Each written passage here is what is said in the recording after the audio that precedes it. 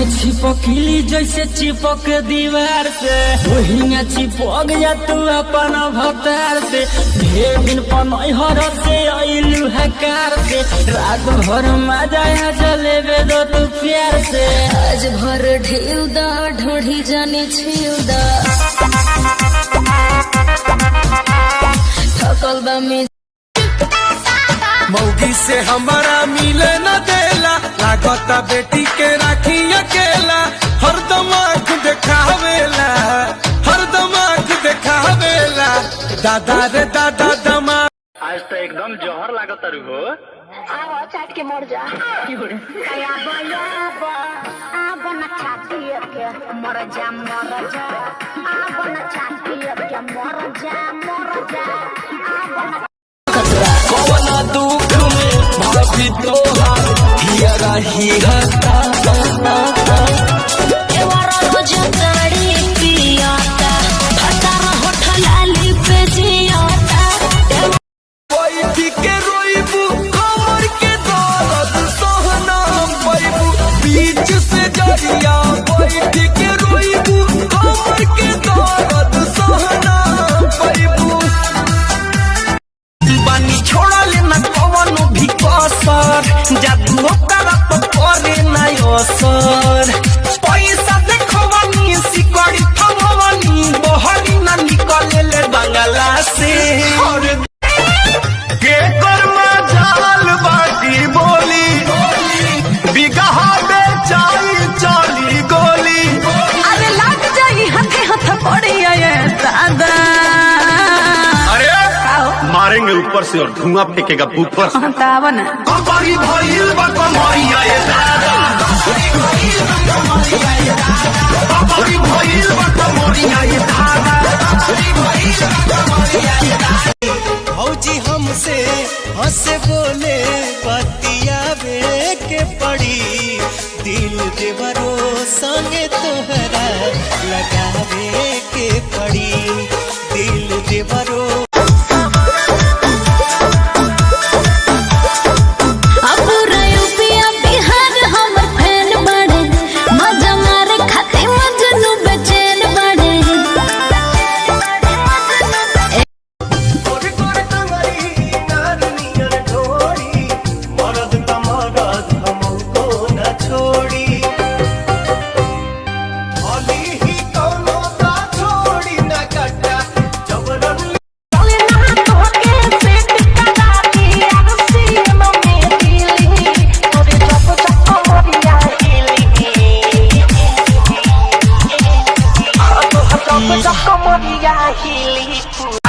के बटन हरदम राखस छटका के, जब चले ले ही पिला टका के, तो 76 को छौड़ी साके।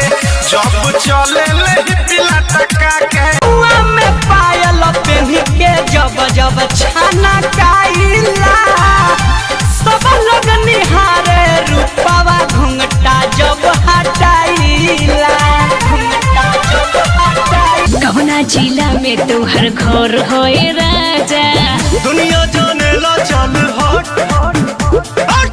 अरे ई का करी आवो न लूट लो जो हीरे टिकुलिया पतिन जना के रखल बानी, पुलिस दरोगा हो भला टिकुली सतल बानी।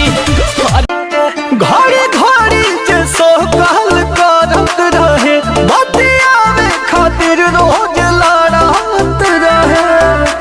जे पगल घड़ी घड़ी मरले बयाई सन सैया रे, महाराजगंज से चलो तो दवैया रे, ब्रिजमनगंज से चलो तो दवैया रे। भाईल बत्ती रे की कढ़िया काहे खती बाड़ू रानी मुहवा फुलैले, के तुहे मदले बके गारी अइले। खाना न खैलू हा, खाना न खैलू हा, सुगनिया का सहिया टूट गए राजा, सहिया टूट गए कमर कर धनिया ना, सहिया टूट गए कमर कर धनिया ना, कर धनिया ना।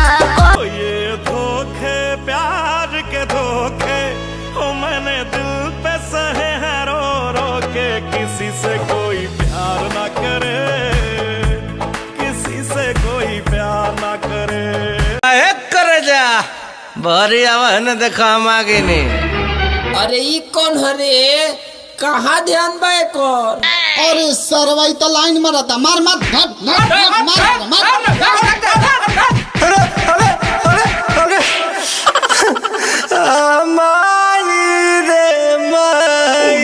का भइल हो काहे रोवे लगला? का बताई अरे बाबू हो